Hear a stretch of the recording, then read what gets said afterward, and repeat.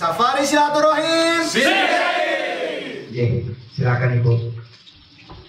Assalamualaikum warahmatullahi wabarakatuh. Waalaikumsalam. Mas Ari, gimana nih? Gimana cara ngilangin rasa kegilaan yang ada di diri kita? Dalam arti kata, kadang manusia tuh dikasih kelebihan yang berbeda-beda. Kadang tuh semakin dikasih kelebihannya itu, ujiannya tuh makin bertubi-tubi. Gimana caranya menghilangin itu tuh? Menghilangkan ujian. Enak aja saya juga ikut kok kalau itu. Jadi semakin kita mengalami tapi ujian kita tuh sebagai makhluk tani semakin diuji. Gimana tuh Mas Ari tuh? Ya kan sebetulnya bukan diuji dalam artian penderitaan itu sebetulnya itu adalah proses kita untuk belajar. Suatu keris yang luar biasa atau permata sendiri itu tidak akan menjadi suatu hal yang sangat indah dan istimewa tanpa dia mengalami suatu proses yang cukup luar biasa di dalam hidupnya. Nah, menurut saya kan ketakutan kita itu kadang gitu, ada indikasi kalau kita mendekat dengannya itu seolah-olah ujian akan semakin berat. Kan konyol itu statement dari mana gitu. Nah makanya kan kita ubah cara pandang kita tentang ujian. Ujian itu adalah stimulus nutrisi untuk kita bertumbuh. Tanpa ujian seseorang tidak akan bisa bertumbuh. Toh kita sekolah juga harus diuji untuk naik kelas. Bukan maksud saya itu gini. Saya tuh pengen jadi manusia yang benar-benar jadi manusia yang biasa aja. Jangan. Sekarang Superman.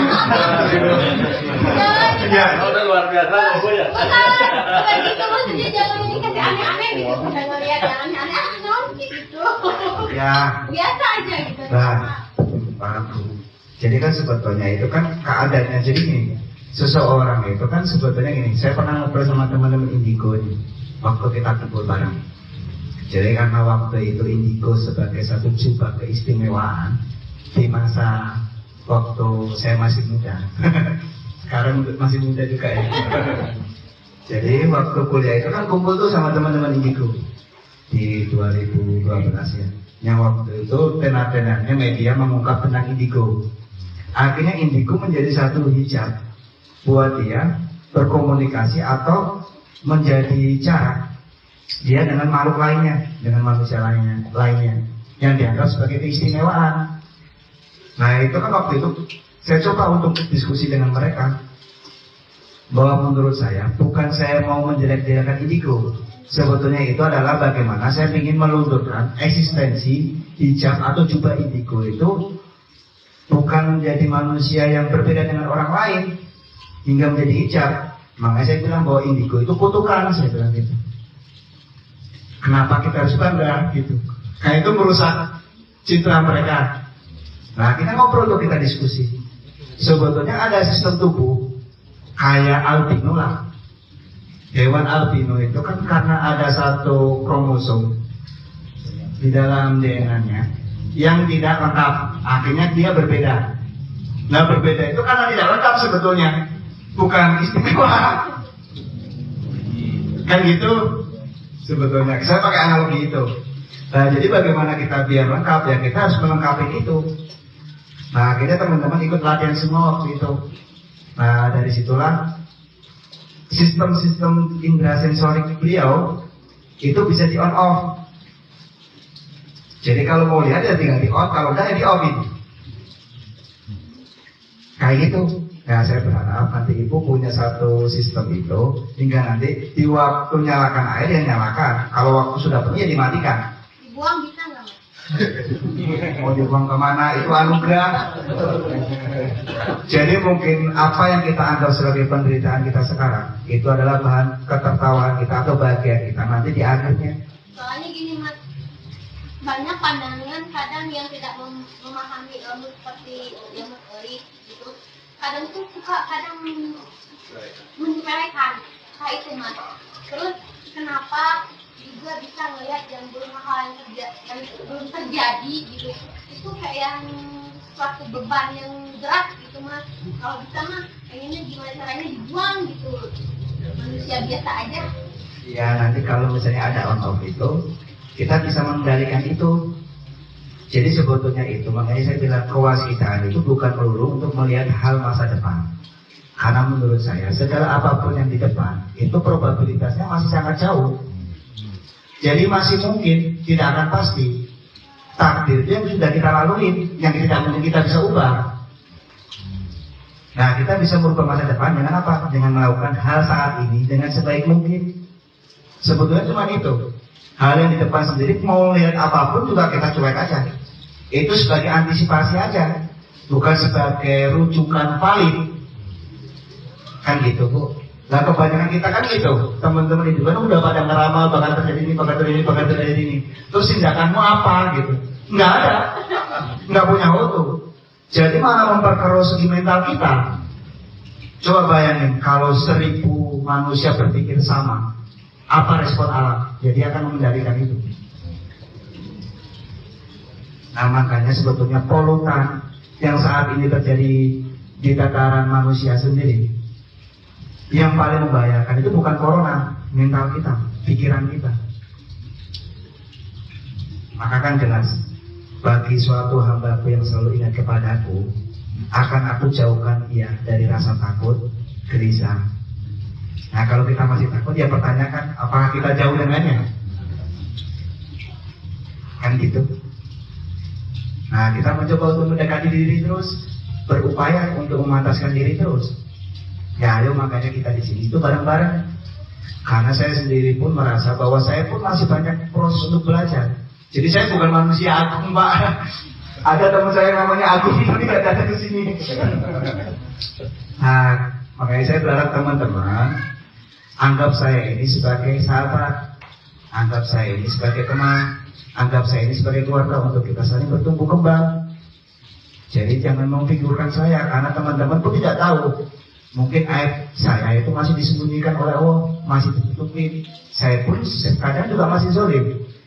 Bukan saya makhluk sempurna dan mulia, cuma saya berupaya untuk memperbaiki diri. Nah, karena ada teman-teman itu menjadi semangat.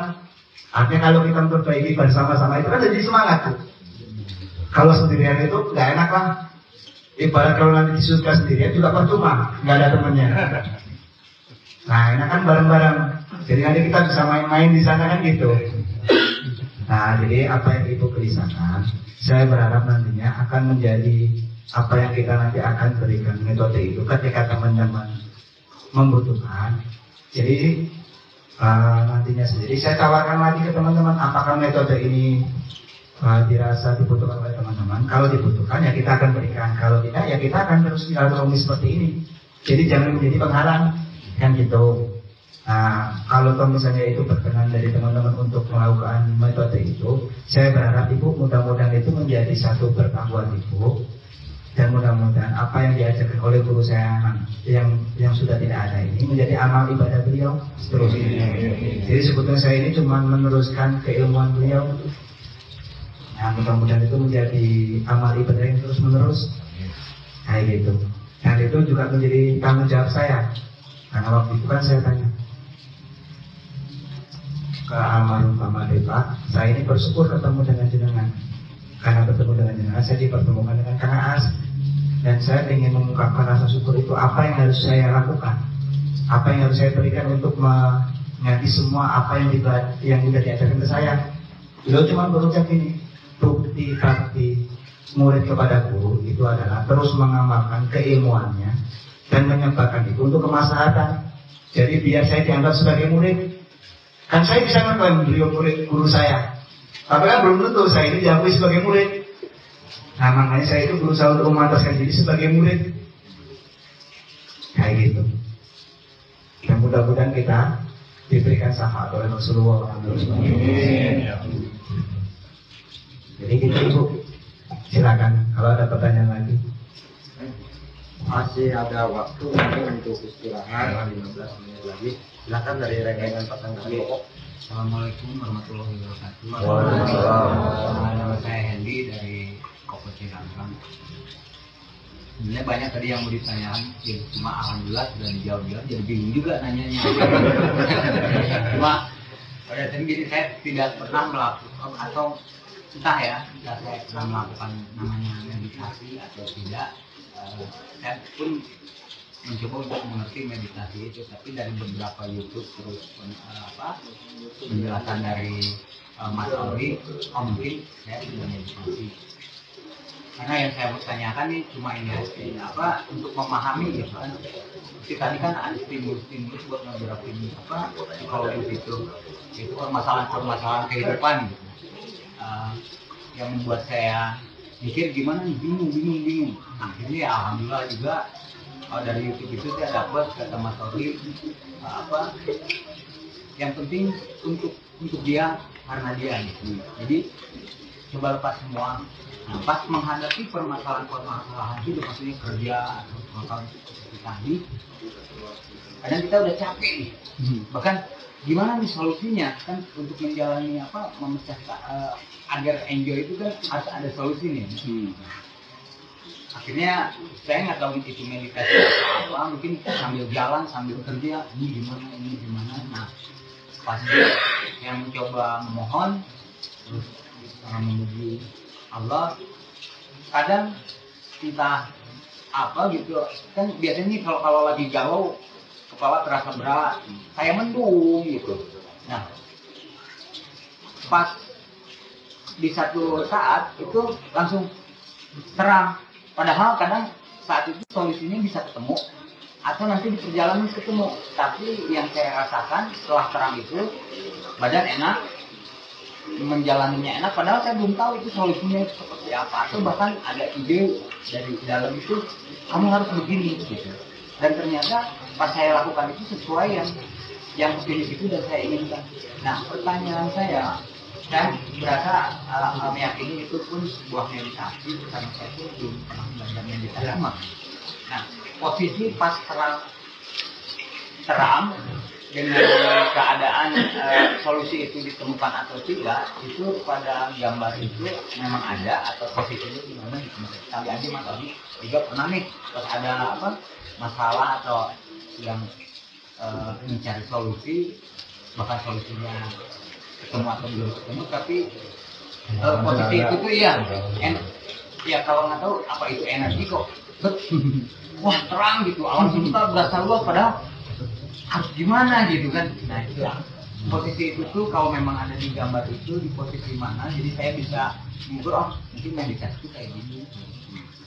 Terima kasih. Wassalamualaikum warahmatullahi wabarakatuh. Iya Pak, sebetulnya meditasi itu kan sebetulnya internalisasi diri apapun.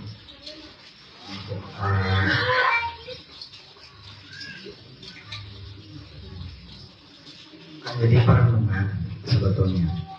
Jadi sebetulnya meditasi itu ketika kita merenung akan diri kita itu sebetulnya disebut meditasi. Nah, meditasi itu ada 4. Ada meditasi statik, dinamis, ada meditasi mikro makro, ada meditasi makro mikro. Nah itu tanpa sadar sebetulnya kita pun melakukan meditasi itu. Jadi ketika kita merenung ke dalam, ya akhirnya kita menemukan yang di luar, itu artinya meditasi mikro makro. Atau kita melakukan tadabbur, melihat alam, tiba-tiba kita mendapatkan satu insight pemahaman, mendapatkan satu ide, itu kan sebetulnya meditasi. Atau meditasi waktu kita duduk yang biasa kita lakukan sambil berzikir, atau di dalam saat apapun kita terus berzikir, itu meditasi juga. Nah, cuma kan bagaimana cara kita mengakses kesadaran kita terus bertumbuh. Jadi yang kita butuhkan adalah bagaimana cara kesadaran kita mencapai pada titik pemahaman akan penciptaan. Sebetulnya kan gini, alam semesta itu memiliki satu nilai. Apapun permasalahan di muka bumi ini, itu sebetulnya sudah ada di alam semesta. Jadi sebetulnya kalau kita ngaklaim bahwa ini milik kita itu tidak bisa. Karena sebetulnya alam semesta itu ada yang disebut dengan alam ide. Nah sebetulnya kan bagaimana cara kita mempersiapkan diri kita untuk menerima ide itu. Nah terkadang tanpa kita sadar di momentum tertentu kita paham sesuatu, intuitif sekali kita. Itu kan sebetulnya kita terkonek.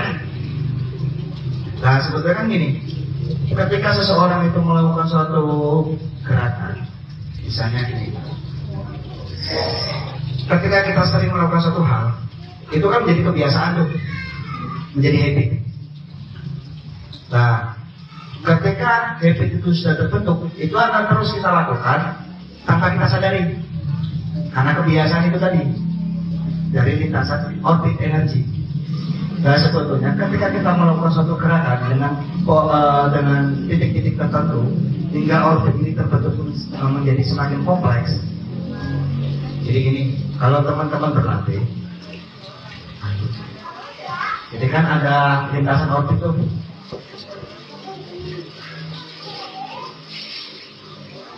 Kalau gini, ada lintasan orbit yang berputar di dalam diri kita, energi itu tadi.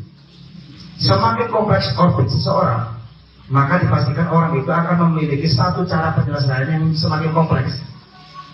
Jadi kecerdasan seseorang itu dilihat dari orbitnya itu kelihatan. Kalau orang ini orbitnya sangat kompleks dengan berbagai masalah, problem permasalahan, itu kan sebetulnya membentuk satu orbit gitu, energi dari pengalaman hidupnya.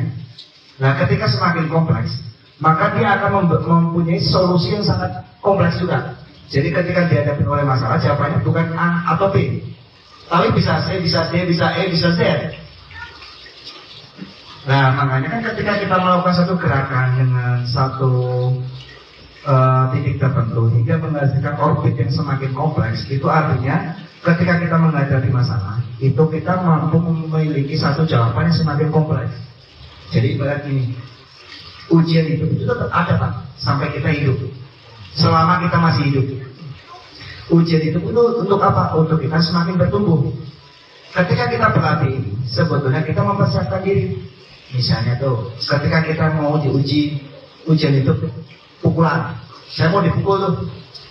Nah kalau kita tidak berlatih dulu, kita akan dipukul terus. Entah sampai kapan, baru kita tahu, oh ini harus menangkis.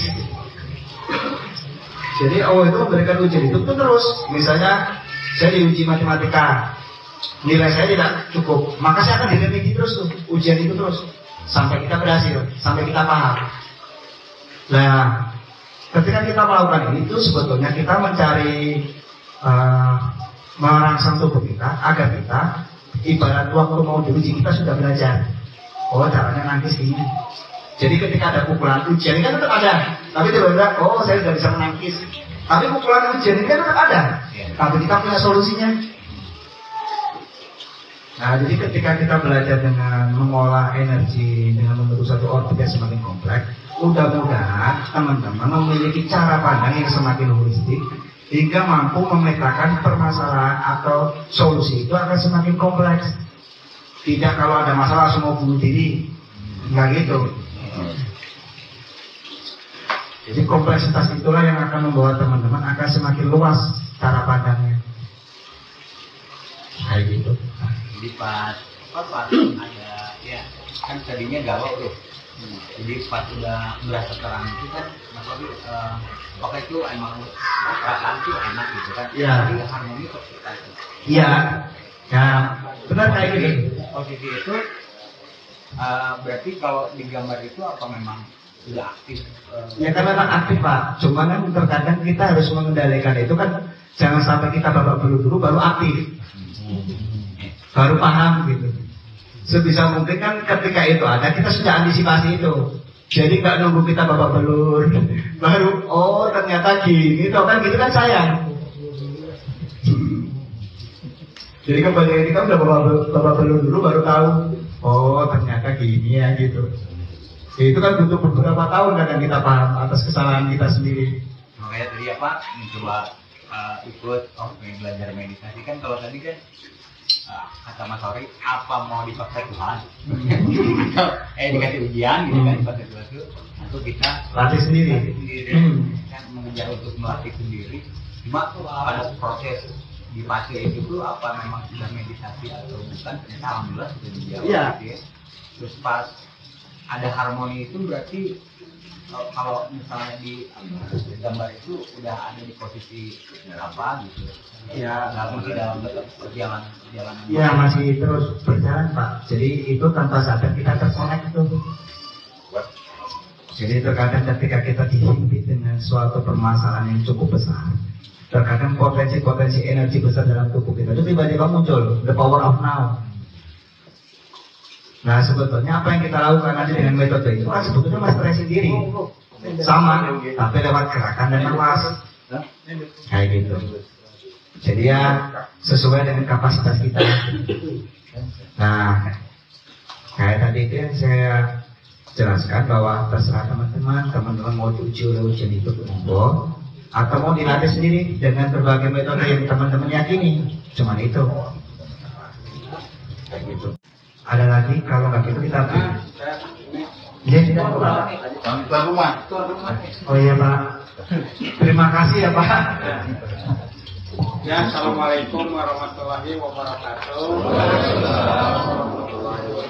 Mas Fari, ya saya juga kalau berkumpul itu dari dulu ya, ini selalu ada kumpulan.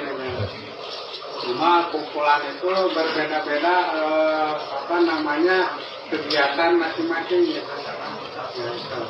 Cuma saya mau bertanya itu gini.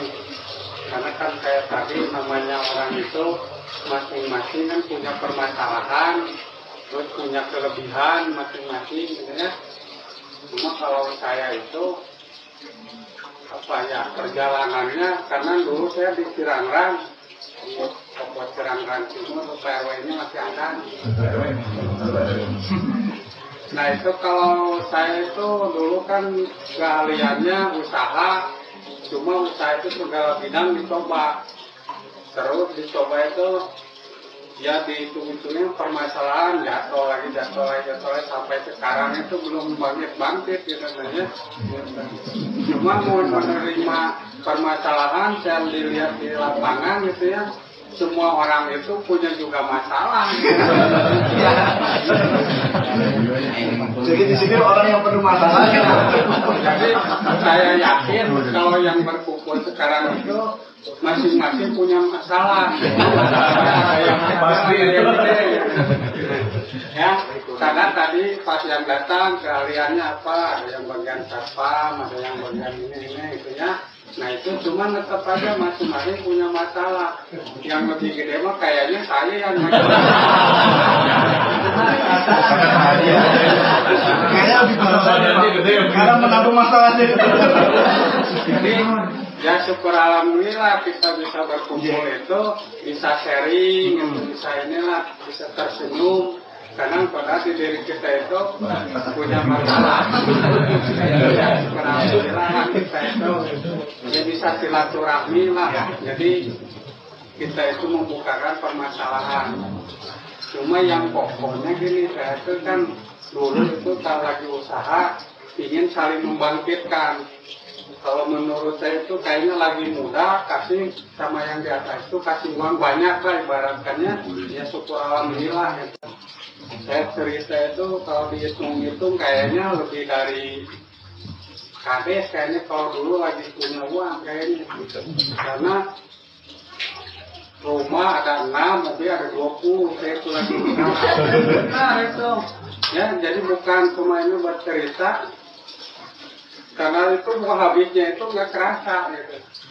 Padahal itu belajar dipakai ibadah. Yang menurut saya nggak tahu untuk orangnya gitu. Pelajari untuk ini.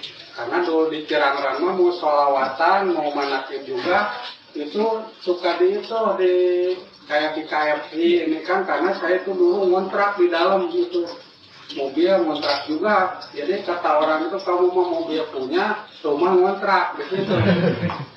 Memang sampai ada yang ngomong seperti itu, padahal saya itu ada rumah lagi di sorean gitu. Jadiin, semua kok betul lagi jatuhnya kemarin pas membangun di 2014. Ya ujian saya itu karyawan saya yang di Garut, yang di Purwakarta, di Anyur ya, yang di Bandung semuanya kepada kesurupan semua itunya.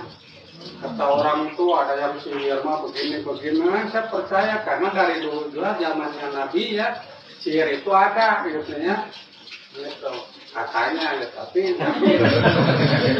nah itu sampai seperti itu pengalamannya Mas Ari. Saya ini ya, saya juga tuh begini ini sampai saya kemarin terakhir 2018 saya kalau udah jatuh katanya kalau nggak ke Mekah itu kita nggak ada apa-apa, bisa minta-minta sampai jual rumah yang di Jepara itu berangkat ke sana gitu ya. Dapat jalan habis dari sana saya ada modal ke ikan, pulang ke sana deh pas ikannya ada yang nipu lah kepengurusan begini. Nah itu seperti itu perjalanannya gitu ya.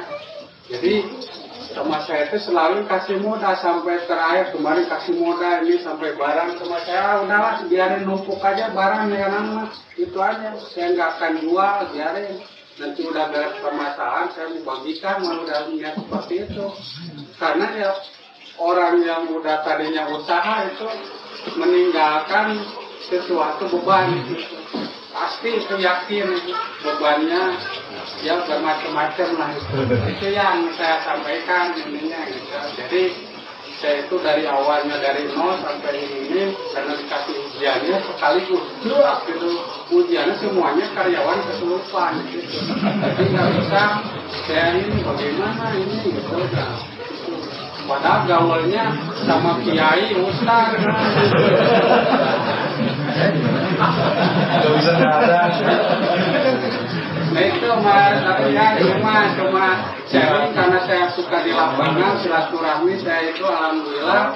Jadi gaulnya orang yang bisa ngaji, tapi saya nggak bisa. Tapi selalu ustaznya itu ke saya itu selalu sini kita ini saja karena jadwal itu pengajian di Ciwidey hari ini karena pingin udah lama nggak ngumpul di sini ya bagi-bagi tugas.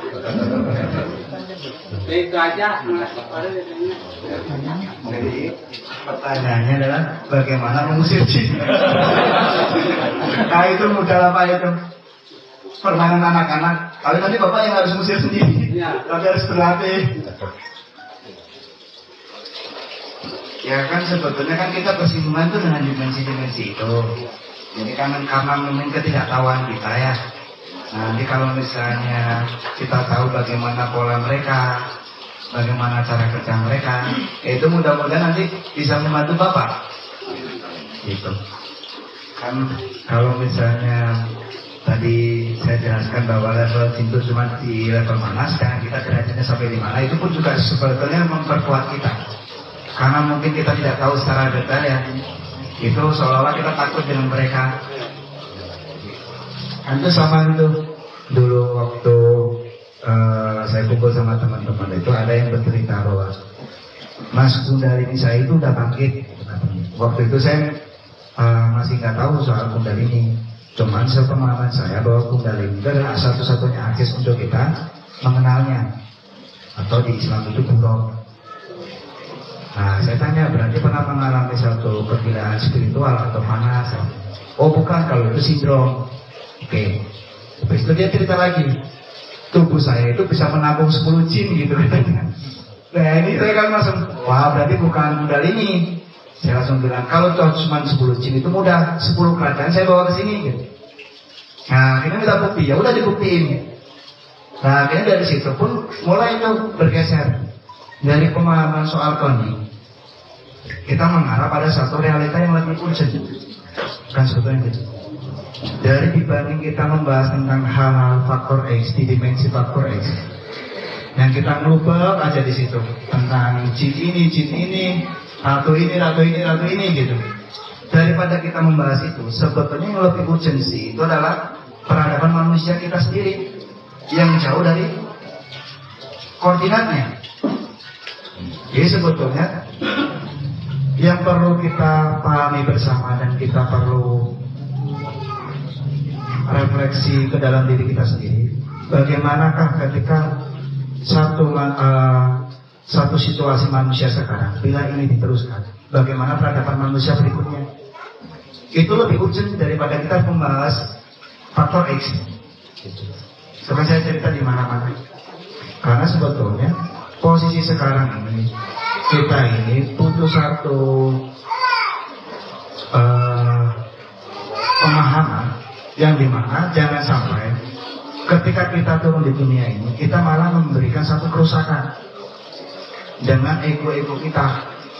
Tapi bagaimana kita sama-sama menyelaraskan diri untuk kita berkolaborasi, kita sama-sama membangun satu situasi yang harmoni, yang dimana ketika misalnya saya berharap sampai ke ini Pak, nantinya kita udah kumpul jadi satu keluarga.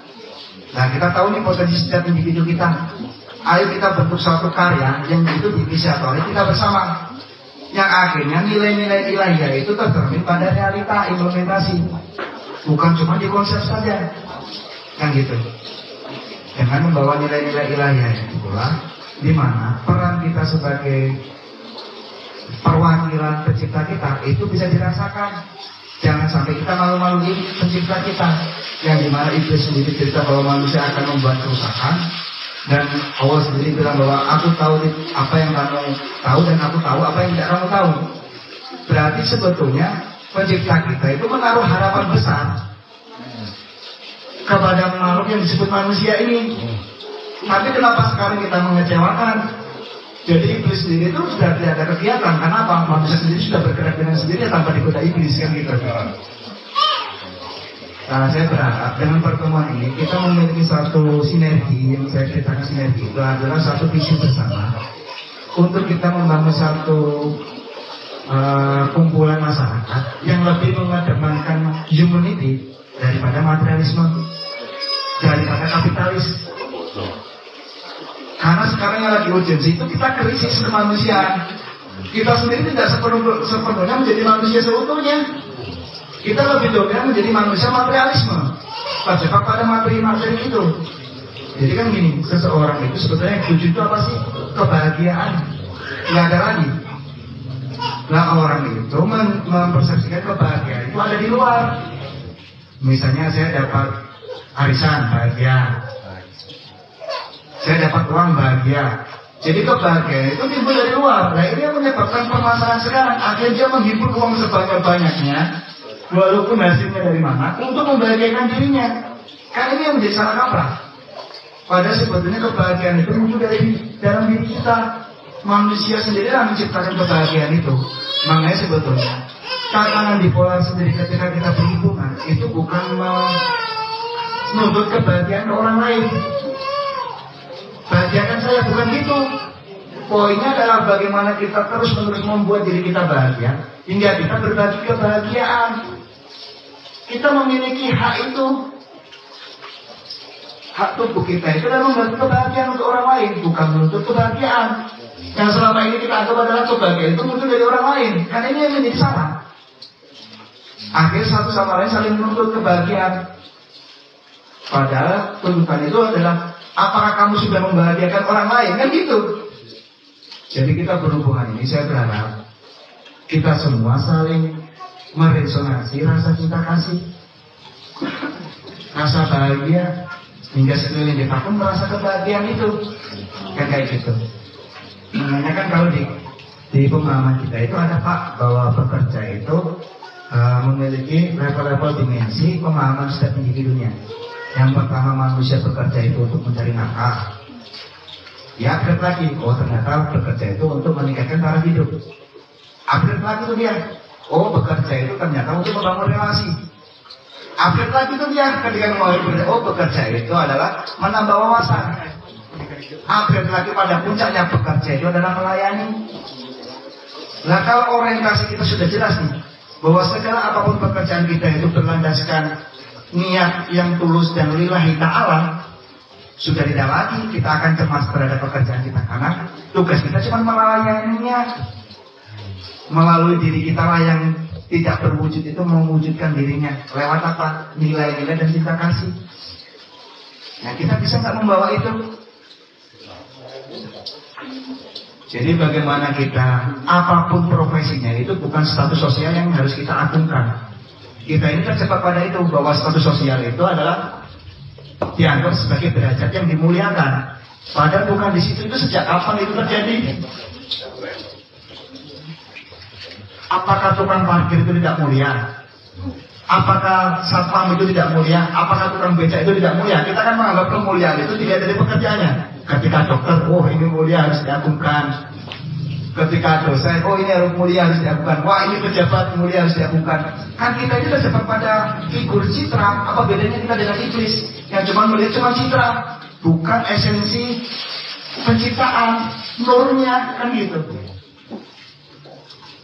Nah, kita coba tuh memandang segala siapapun, situasi apapun, dalam wujud apapun yang kita lihat itu adalah cahaya itu, cahaya yang suci itu. Saya mencintaimu karena ada bagian dalam diri saya yang ada dalam dirimu. Kan itu tuh seharusnya, bukan wujudnya aja. Nah, kita terjebak pada status-status sosial yang sebetulnya itu hanya semu. Makanya kan saya paham bahwa ketika seseorang diangkat derajatnya, kan itu orang tua itu pasti gitu. Nah, mudah-mudahan diangkat derajatmu, kan gitu. Persepsi kita apa? Oh, berarti saya mau naik pangkat. Oh, saya mau kaya, kan gitu. Itu persepsi dari mana? Pemahaman saya sendiri mungkin bisa jadi salah. Diangkat derajatnya itu adalah dimanapun kamu berada, kamu akan dicintai. Itu derajatmu diangkat. Tapi dimanapun kamu berada, kamu dimusuhin, berarti itu derajatmu turun. Jadi nilai derajat itu adalah nilai kemaslahatan kita, peran kita terhadap dunia ini. Apa yang bisa kita berikan terhadap dunia ini semakin tinggi, itu derajat kita akan semakin naik. Kan gitu. Akhirnya kan kita mudah disentuh oleh orang lain, mudah dijamah oleh orang lain. Rasulullah sendiri itu dengan derajat kesadaran yang cukup luar biasa, tapi tidak ada hijab sedikit pun bagi seseorang untuk menemuinya. Nah, tapi sekarang kenapa orang-orang spiritual itu sulit untuk ditemuin?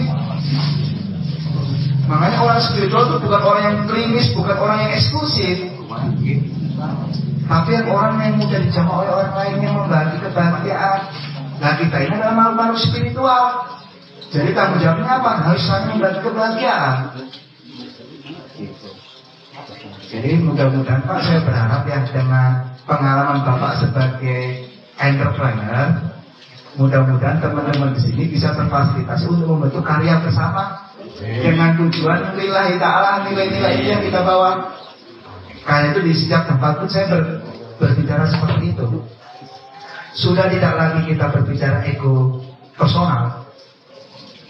Gimana kita mau berbicara ego personal kalau kita mau mengenal hakikat penciptaan? Keluarga pencipta kita adalah satu kesatuan. Tapi kalau kita masih pakai ego sektoral, ego personal, ya tidak mungkin kita akan mendapatkan itu. Dan yang kedua adalah bagaimana sebetulnya kondisi saat ini yang dibutuhkan adalah nilai-nilai luhur yang dulu pernah diajarkan oleh leluhur kita yang harusnya muncul. Nah, makanya dimanapun saya berbicara, kita sudah tidak lagi berbicara ego lokal. Saya tidak ingin berbicara tentang suku, ras, atau agama. Kita bicara sekarang itu Nusantara. Kita bicara sekarang nasib bangsa ini mau dibawa kemana? Apakah kita mau menggantungkan nasib bangsa ini kepada orang lain? Kita ini bagian dari bangsa ini yang seharusnya setiap individu kita bertanggung jawab atas bagaimana bangsa ini terus berlanjut.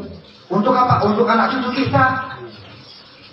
Makanya saya bilang, udah tidak lagi kita bicara mana yang paling bagus, atas Jawa, Sunda, Dayak, udah nggak bicara seperti itu. Bangsa ini dibangun dari berbagai suku, berbagai bangsa. Lihat tuh di luar negeri sana, nggak ada bangsa, ratusan bangsa membentuk satu negara. Cuma di Nusantara, di sana itu satu bangsa berpecah menjadi beberapa negara. Nah, sedangkan kita itu punya niat yang luhur. Apa kita mau dipecah-pecah oleh suku, ras, dan agama? Nah, makanya itu saya berharap, saya bersyukur sekali saya bisa di sini. Artinya bahwa saya pun menelusuri jejak-jejak luhur yang sebetulnya kalau kita bicara bahwa dulu cikal bakal peradaban itu di sini. Apakah di sini mau tidur atau mau memblok bangsa apa, suku-suku lain? Ini kan ngomong orang Sunda itu mengayomi. Jadi saya ingin melunturkan bahwa Jawa dan Sunda itu terus bentuk itu sudah tidak ada sebetulnya. Jadi gimana kita menyambut Nusantara ketika ada ego suku? Nah, makanya di sini pun saya ingin membuktikan bahwa tidak ada satupun sekat antara di Jawa antara Sunda dan Jawa. Di sini kita guyup, Kita belajar bersama, kita bergandengan tangan. Maka dari itu saya berharap sudah tidak lagi ada ego-ego sektoral, ego-ego lokal yang menghambat kita untuk bertumbuh kembang. Ayo kita menyatukan visi kita, bersinergi bersama untuk menciptakan satu katanya yang lebih harmoni. Sebetulnya seperti itu. Nah, itulah maksud dan tujuan kami safari itu sebetulnya itu, mengambil nilai-nilai yang tercecer, mengambil nilai-nilai yang hilang.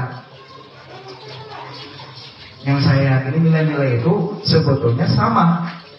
Kalau kita bicara spiritual wisdom budaya kita, kalau di Sunda disebut Sunda Wiwitan, kalau di Jawa disebut Kejawen, kalau di Padang disebut Parmalin, sebetulnya sama-sama aja.